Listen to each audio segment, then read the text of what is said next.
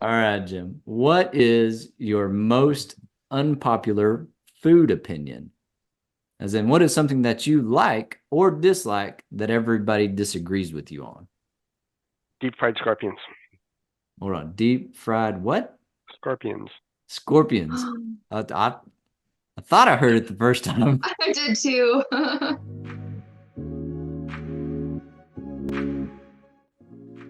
Hey everyone, from 1Route, I'm Jeffrey Ross, along with my co-host Alyssa Giles, and you're watching the 1Route Roundup, the show that spotlights individuals and companies making a positive difference in the telecom industry. Today, we're joined by a stir-shaking expert, Mr. Jim McEachern. Jim is supposedly semi-retired. However, he still finds some time to continue doing some work for ATIS.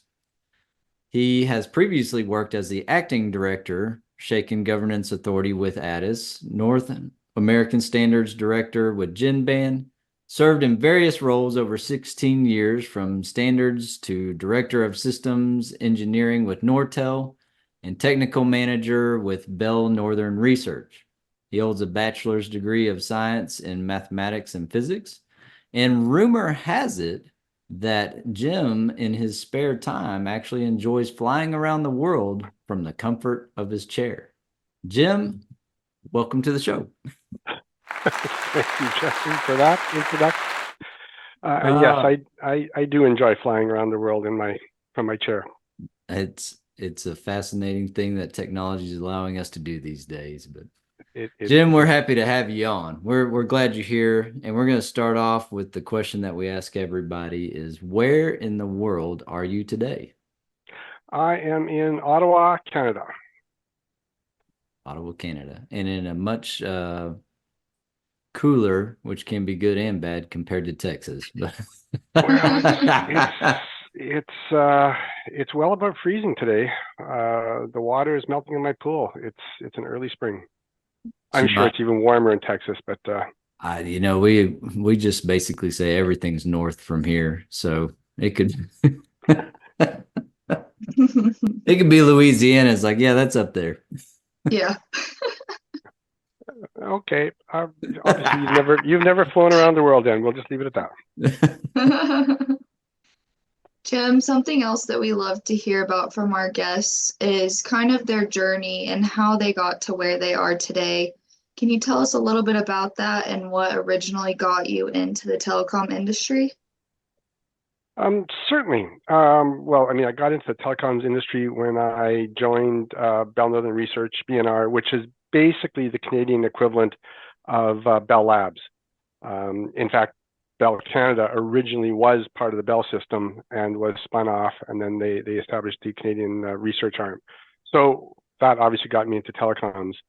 And then from there, one of the first areas I focused on was in fiber optics, in long haul transmission. Fiber optics was an emerging field, and I was fortunate enough to be at the table when the Sonnet standard, which was a standard for fiber optics, was being developed.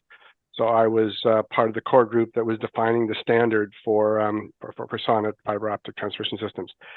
And from there, in BNR and in Nortel, which was BNR was part of Nortel basically, I was fortunate enough to be able to touch and have some experience in all aspects of the telecommunication systems. So I started out in long haul and transmission, then went into access side of it, including fiber access. I started working on fiber to the home, believe it or not, in the late 80s, way before its time. Yeah, no, let that sink in. I'm not going to ask where you were in 1989. And then went into switching, did some work internationally, got into operations, and then I got into the whole IP and voice over IP space. Basically rode that throughout that in systems and in standards work. And when then Nortel unfortunately declared bankruptcy, and after a brief detour through GenBand, I ended up working for ATIS. I had done a lot of work in the ATIS standards groups beforehand when I was with Nortel, so I knew the people, and I started working for ATIS. there, I was fortunate enough again to continue looking at a bunch of emerging technologies. And again, the thing I mentioned about fiber to the home in the 80s shows that we were looking at things that were well out in front of what was practical. So I continued doing that in ATIS, and then became ATIS's point person for this emerging problem of spam calls and robocalls and what we could do about it. And you can probably see where this is going. That led to a standards initiative that became Shaken. In fact, we started it when we started it. It wasn't actually called Shaken. I'm gonna Jeffrey. I'm just gonna pause and give you an anecdote that you can cut out or leave if you want. So, do you ever wonder why it's called Shaken? Everybody I would assume goes off of James Bond, the shaken not stirred. So half right, but the way we got there was that stir, which you've heard of, existed, right? It's IETF protocol that was already existed, but at that time stir was really aimed at individual. The idea was that every individual user would get their own certificates, and they would install the software on their phone, and they would create the digital signatures for their phone, right? Okay. So your mother or your grandmother is going to get her own certificate and manage it and keep track of it and update it and blah blah blah blah blah. Sure. Yeah, like sure, that's going to happen sometime soon. And so when we looked at it, we said, okay, sorry guys, but that's a science project, right? Right. What we're going to do is we're going to take advantage of the fact you have these things called service providers or carriers, right? And they kind of know how to do that sort of stuff. So we're going to build something that leverages that. Right. And then we said, okay, so it's not like ignore that. We're going to do something completely different. And so we said, well, okay, what do we call it? And sure enough, that's when it said, well, we need to call it Shaken. Yeah. And so basically, I said we literally went away and reverse engineered it. We tortured the English language until it gave us the acronym we wanted. And if you look at Shaken, the acronym, you can pretty quickly see that that's the case. Right. But the final thing I'll give you, and again, you can cut this all out, but the final thing I'll give you is that at that point in time, they were going to be completely separate, and nobody would have got the joke. It would have been a bunch of geeks in the room in Denver who came up with this joke. But Chris Wendt and John Peterson, so John Peterson's the father of Stir, were actually outside the FCC at a workshop on the sidewalk, and they started talking, and they said, we could actually merge these things. And we could take Stir, which is this protocol that can be used a whole bunch of ways, including grandma putting a certificate in her individual phone. But we could also take it and create a version of it where it wasn't grandma with the certificate in her phone. It was a service provider with the certificates in their network attesting to things on behalf of the consumer. And so then Shaken would essentially become a profile of Stir. And once we reached agreement on that, then instead of Stir over here and Shaken over here and only a few geeks connected them, it became Stir Shaken and everybody got it. No, there and you so go. That's how we ended up with it. I'm glad you didn't try to figure out like an acronym for blended or pureed. For those that may not know a lot about international Shaken, can you expand a little bit on what it is and what it looks like, from an ATIS standpoint? Okay. I'm going to take your question. I'm going to turn it into a slightly different question. Okay. Now that works for me too. So basically, to understand international Shaken, you first need to understand or just recap the essence of Shaken. And the essence of Shaken is, again, at the origin of a call, creating a digital signature with what you know about the caller. So basically, if you pick up make a call from my mobile phone, then the network knows that that number is right. Right. The problem is today, when it gets to the termination, that you have no way of differentiating between a call that started from this and they knew exactly what it was, and a PBX where they spoofed the number. You just don't know. Right. And so Shaken at the origin creates a digital signature with what you know, cryptographically secures it, transfers it along with a call, and at the termination, you check that signature, and then you know everything you knew at the origin. So that's the essence of Shaken Yeah. in a nutshell. Now, The person is who they say they are. or it's my customer, but I didn't check the number. I'm not making any promises about this number. Right. That's also a legitimate one, because then you know when you know, and you know when you don't know, because Yeah. today you don't. Yeah. So that's Shaken. The thing about Shaken as it exists is it's on the national level. The U.S. has deployed Shaken, and it works for calls within the U.S. Canada's deployed it. France is deploying it. And there's a few other people who are looking at deploying it, but each of them work within their own islands. Well, that's cool, except a lot of calls, including a lot of problem calls, are international. Right. And so international Shaken is just say, okay. And by the way, one of the key things with managing that at the national level is to create the digital signature, you need a certificate, the key. How do you ensure that those keys don't fall into the wrong hands? Because if they fall into the wrong hands, they can claim that this is a legitimate call when it's not. So managing those keys is a key aspect of keeping the system secure. Now that's done with the governance authority in the US, there's one in Canada, there's one in France. International, it's a bit of a problem. And so one of the things that we and ATIS have been working on is creating a cross-border call authentication initiative that will allow international service providers to get those keys, to authenticate the calls end to end. Now, a key aspect of that is how do you put in place a vetting process to make sure that you're not handing out the keys to the bad guys, and that's where all the work is. I was about to say, you don't want to give the a key away or master key away, and then someone just go make a bunch of copies of it and then hand it out to whoever they want. There's exactly it is that's the essence of keeping the system secure. And so what we've been doing is thinking about how you can do that at international level, and also defining the standards to allow different countries to trust each other's keys. So cross-border in that sense. So kind of going off of that, we know that collaboration and compatible technology are key ingredients when it comes to international call validation. But what is currently being done in an effort for industry collaboration in regards to international STIR/SHAKEN? Good question. So the first thing I'll pick up on that is you talked about industry collaboration. And that leads to one of the key things that I believe has to exist for any international approach is that it be based on standards. And it has to be based on standards, because then you can have multiple people collaborating and multiple service providers implementing it, and it'll work together, as opposed to a product which will this will work just fine as long as you buy all the pieces from me, which has certain limitations, right? Mm-hmm. So standards based is the first thing. But the other thing where you get into industry collaboration is this initiative I'll mention that is going to launch the end of this week, and be publicity about it next week. It's called One Consortium. And One Consortium is looking at the problem of mechanisms to address illegal calls and unwanted calls internationally.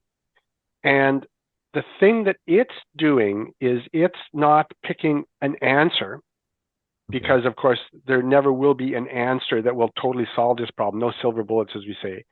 What they're doing is they're looking at the range of tools, the toolkit that you would use, and how you would have it work together. And in that sense, Shaken is one tool. Again, so it's an important tool that takes what you know at the origin of the call and securely gets it to the termination of the call. But there's a whole bunch of things like know your customer techniques that you need to put in place to actually know who the customer is, and to make sure that customer well and truly had a right to use that phone number. There's analytics at the end, because, okay, you find out something about that call. Well, what does that mean? Because even bad guys can get phone numbers and make calls. Right. It just that they without spoofing them. And then you also have traceback initiatives, so that when you do spot at the termination, this really was a problem call, this guy was trying to scam me, how do you trace it back to, okay, who is that person? What door do I send the local authorities on to knock on? And all these pieces need to fit together to have a really working solution. And so that's that's where one consortium comes in, and that's why ATIS has been participating in defining that and going forward. And again, I think it creates a roadmap, the blueprint for how we address this going forward. And it will be this will be an ongoing task. Well, sure. And I think, the we're just going to say general population, general public, I would say if I asked someone not in the telecom industry, I don't think a lot of people understand how much or how many people, how many companies are involved. If myself and I call Jim McEachern, am I roaming? What tower, whose tower am I on? All of that stuff. And then you start, the international aspect, obviously. But, that's the one thing coming into this industry in my mind, it's like, well, I'm calling Jim. It just goes from point A to point B.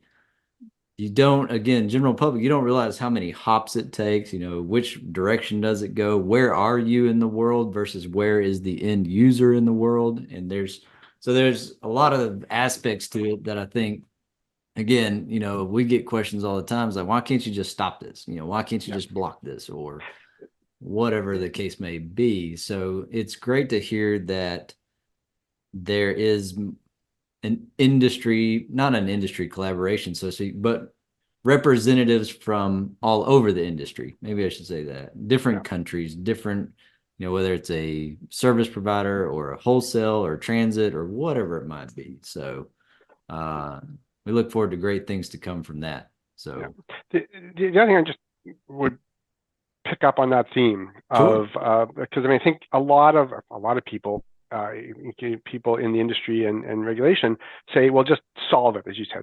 Just fix it, Jim. Fix it. Jim, you're semi-retired. I need you to fix it. The analogy I use, however, is think of spam and email. Okay. Right. And again, I'm old enough to remember when we looked at the problem in spam and email and said, if this keeps going, in 5 years, email will be useless because you won't be able to find the real messages in among the spam. And a whole range of tools were introduced, and they brought it down. They didn't solve it. It didn't go away. We aren't done, and we don't have to keep working at it. But by having a set of tools that we continue to work on, it has got it down to a manageable level. We still get spam things, but you can find your real messages in among them, and you have some trust in the email system. And that's our objective, is to basically manage it, make it better, but it will be an ongoing task forever. But I will be fully retired before we get there. When it comes to stir shaken implementation, it seems there are a lot of different opinions on what the cost of implementing the solution might be. What can you tell our audience about the cost in stir shaken, or the works that are underway to explain that? Good question. I get this all the time, and some of the numbers you see being kicked around are difficult to understand where they come from. And so one of the things that we're doing is actually initiating a study, basically looking at use cases of stir shaken as it's deployed and what the real costs are. Now, one of the things that confuses the issue, and I think that leads to some of the numbers that you see, is, remember I talked before about how all the pieces fit together. For this to really work, you need to know your customer stuff and things that look at the phone numbers that they're really allowed to use, and analytics and traceback. And it works best if your network is IP instead of the TDM network, although we're working on that. And if you include all of those components, the number gets somewhat larger. The problem is that a lot of those things are required no matter what approach you take. I mean, these are things that you're just going to have in place as part of the toolkit. And by the way, you talk about solutions. Solutions is a word that I do not like. And I do not like it because it implies that the problem is going to be solved. Right. Instead, I focus on tools, and shaken is, again, one of those tools. But you're right. So we're working to put some hard numbers on what the shaken component, the component that actually aligns with the shaken, actually would cost, and to put it into a context of the various other things you do. again, that's a study that we're doing. Don't have the final number, but I can tell you from the talks and the investigation I've done with the people who provide the product. Basically, if you take your phone service today and you take up all the things that have to go into making that phone service work, right? If you add in Shaken on top of that, you won't be able to see the difference. There you go. Jim, you know, one thing I think you might agree on is we can have these conversations and we can have these meetings virtually or in person. But at the end of the day, you know, after you finish your conversation, you leave and think, you know what, I might not really know that person. So you're in luck today because the 1Route data scientists have developed a questionnaire for you to answer so that our audience, although they may know you as the stir shaking expert and tackling the international shaking, but do they really know who Jim McEachern really is? So we got a few questions for you, Jim. This is where you say, be afraid, be very afraid. Be afraid. Let's find out who Jim McEachern really is.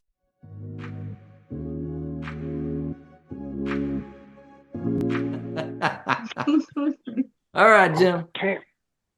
Are you ready? I should change it to 16 questions. Question number 1. Are you ready? Ready as I'll ever be. All right, Jim. What is your most unpopular food opinion? As in, what is something that you like or dislike that everybody disagrees with you on? Deep fried scorpions. Hold on. Deep fried what? Scorpions. Scorpions. I thought I heard it the first time. I did too. So now the question, is it a like or a dislike? Because I'm making an assumption there, but well, I think people are dubious about them, but they're very tasty, very crunchy. Deep fried. Oh. I will. You know what? I think I stumped you. I can't say anything because people don't like the answer when I say you can put peanut butter on an apple. So maybe deep fried scorpion is the next peanut butter and apple snack. I know very few people who've had them, but they're, oh my goodness. I'm in. Take the stinger off. Just think kettle fried potato chips. Oh yeah, that'd be good. Okay, that's kind of what right. You know, and you dip them in boiling oil. So I mean, like, there's nothing can go wrong, right? I guess the question now is, can you put peanut butter on it? I recommend against it. What is one thing that you own that you should really throw out? Oh, my suits. That's when you will be retired. Yeah, there you go. The suits can go. What unconventional animal do you wish you could have as a pet? A scorpion, because then you could deep fry it and eat it. There you go. I'm not sure. I'm not sure it qualifies as a pet if you deep fry it and eat it. So no is the answer. So rock. I'm not. So as I'm mostly retired, I do like to travel, right. And starting to travel more. We're heading another trip in less than a month, and pets are just a complication. Pet rock. I don't like the idea of owning another being. Oh, you know, that's fair. Pet rocks were a hit for quite some time. Yeah. What, in your opinion, is the best ice cream flavor? Oh, there are so many. That's not fair. So cashew almond crunch, not cashew caramel crunch. Oh, that sounds good. Cashew caramel. They stopped making it, unfortunately. So anyway. I was about to say, it sounds like a Ben and Jerry's type style thing, but you get into ice cream. Yeah, we've got a local shop that makes just the strangest sounding and most delicious tasting flavors you can possibly imagine.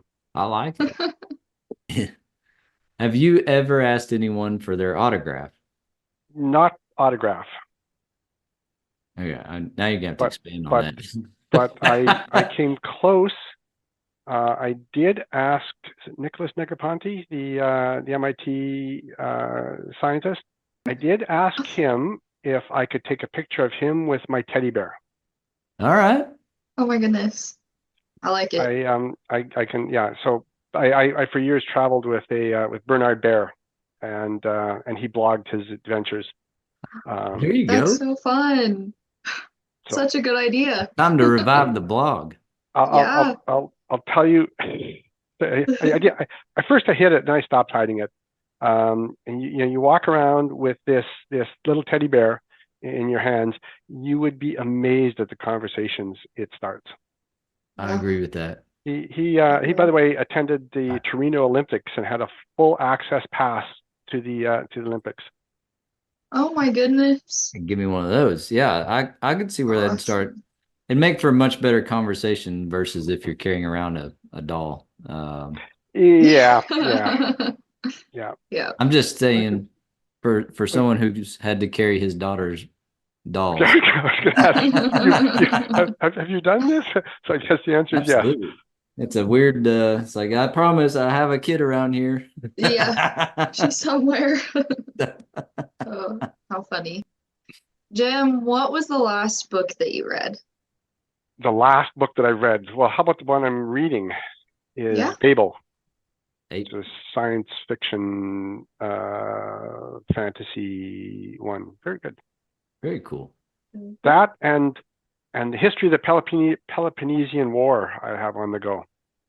Thucydides, which is have to write that one down. Oh, it's just that's between Sparta and Athens. I got you. You know, you read that thing about the politics and the stuff and that, and you go like, this could be written today. That's what I say. Turns out nothing's changed. we have advanced exactly this far in the last 3,000 or 2,000 years. Jim, hard question here. If you had to eat a crayon, what color would you eat? Oh wow, I did not see that coming. Green. Green. All right, that's fair. Does look tastier. And that's exactly. I almost everything else I can imagine it being things that I don't want to imagine it being. That's fair. That is fair. Would you rather time travel to the past or the future? Future. The past is really nasty, and there's lots of things that kill you, and there's no medicine to cure you. The future might be the same, but we know the past was. That's a good point. It's a really good point. What is your favorite nickname someone has given you, and how did you get it? Not really a nickname, but the closest is I initially assigned things as JMCE. Okay. Right. And the story behind that, how I got it, is back when I was in a two-room schoolhouse on the prairies, being taught by nuns, and I would hand in my homework assignment, my assignments. I would write JMCE, MC from McEachern, and they would go, okay, that works here, but once you go to high school, that's not going to be enough to identify you. And so I take perverse satisfaction in the fact that it actually identifies me in a lot of places these days. So that's perfect. Back in the days when charcoal to write on wood. We had chalk. Okay. Hey, listen, side note, and this can be edited out, but chalkboards and myself, that's like my arch nemesis. So growing up left-handed and a chalkboard is always I'm erasing as I'm writing. I hated chalkboards. Hated them. Not that whiteboards were any better, but at least they're a little smoother. Jim, do you believe in ghosts? And if so, have you ever seen one or have a ghost story? I do not believe in ghosts, but they terrify me, and I refuse to go into houses where they might be. So that's. But if you want to if you want to be scared by ghosts and you play games at all, play Phasmophobia with your friends. It's a That's my little favorite. indie ghost game, and it is scary as hell. As You're my basically ghost hunting, no. Oh man. and they do weird things with the sound as you go into it. And it is, again, I do not believe in them, and they scare the hell out of me. I'm just gonna leave it at that. Yeah. Jim, would you rather live the rest of your life in total sunlight or total darkness? Sunlight, Sunlight. but it's gonna get awfully hot. It's gonna get like Texas. Yeah, definitely. If you had to work a completely different role at your company, what would you want it to be? Barista. Barista. Hey, I like that. Well, that's when I retired. I got a latte machine, so that's one of my jobs. And it's not at the company, but then my other bit of that is I have the Monday Beer Club, where we go down to the local microbrewery, and the brewer gives us a flight of beers and is instructing us on it. When you guys come up to taste the ice cream, we'll take you to Monday Beer Club. Sounds like a plan. It does sound like this. So Sounds that's not really with the company, but It- that's as close as I'm going to get. Tell you what, Yes, this road trip's it starting to counts. sound really good now. So, Yes.